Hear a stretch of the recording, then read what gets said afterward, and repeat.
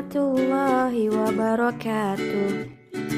Bagaimana kabar kalian hari ini? Semoga Allah Subhanahu wa Ta'ala senantiasa melindungi kita semua dalam kebaikan. Tetap sehat, selalu hebat, terus semangat. Agar belajar kita bernilai pahala, yuk sebelumnya kita sama-sama ucap basmalah. Bismillahirrahmanirrahim. Kita akan mempelajari unsur cerita. Simak penjelasan berikut ya. Ada beberapa unsur atau komponen dalam cerita, antara lain tema, alur, tokoh, latar, amanat, dan sudut pandang. Kali ini kita hanya akan belajar mengenal tentang tokoh, latar, dan amanat atau pesan. Yang dimaksud dengan tokoh adalah pelaku cerita, yaitu orang, binatang, atau benda yang berperilaku seperti manusia yang menjalankan peristiwa dalam cerita. Kemudian yang dimaksud dengan latar adalah petunjuk, keterangan, acuan yang berkaitan dengan tempat, waktu, suasana, dan situasi sosial terjadinya peristiwa dalam cerita. Latar tempat adalah tempat atau lokasi terjadinya peristiwa yang diceritakan dalam cerita. Latar waktu adalah kapan terjadinya peristiwa yang diceritakan dalam cerita. Sedangkan latar suasana adalah bagaimana suasana pada saat peristiwa terjadi. Selanjutnya yang dimaksud dengan amanat atau pesan adalah pesan moral atau pesan positif yang ingin disampaikan melalui cerita.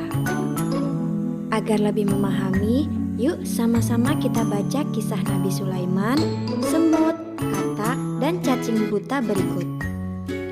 Pada suatu hari, Nabi Sulaiman alaihissalam duduk di pinggir danau.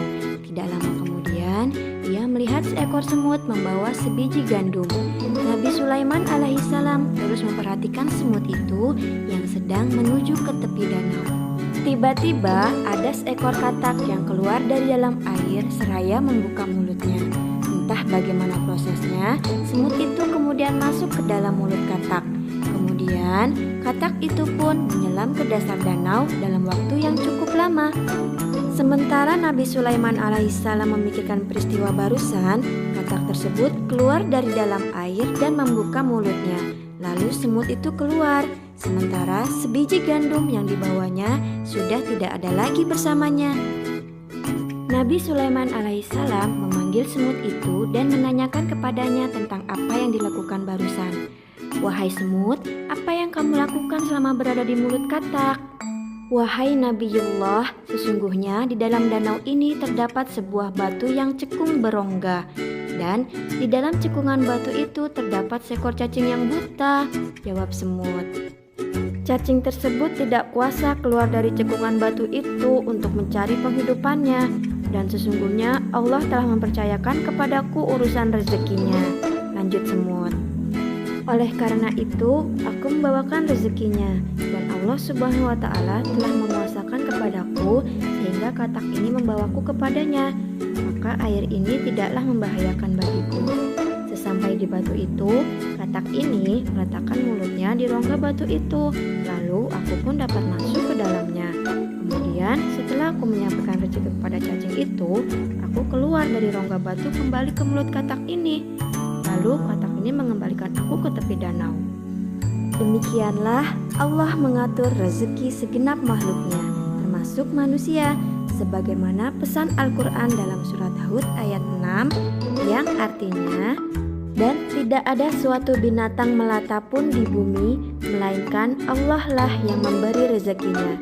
Maha benar Allah dengan segala firman-Nya."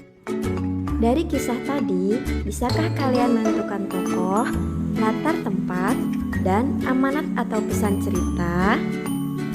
Mari sama-sama kita bahas. Tokoh pada kisah Nabi Sulaiman, semut, katak, dan cacing buta adalah Nabi Sulaiman, semut, cacing buta, dan katak. Tempat terjadinya peristiwa atau latar tempatnya adalah danau.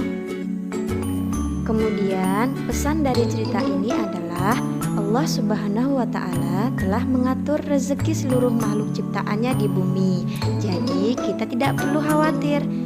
Dan sesama makhluk hidup sudah seharusnya untuk saling tolong-menolong.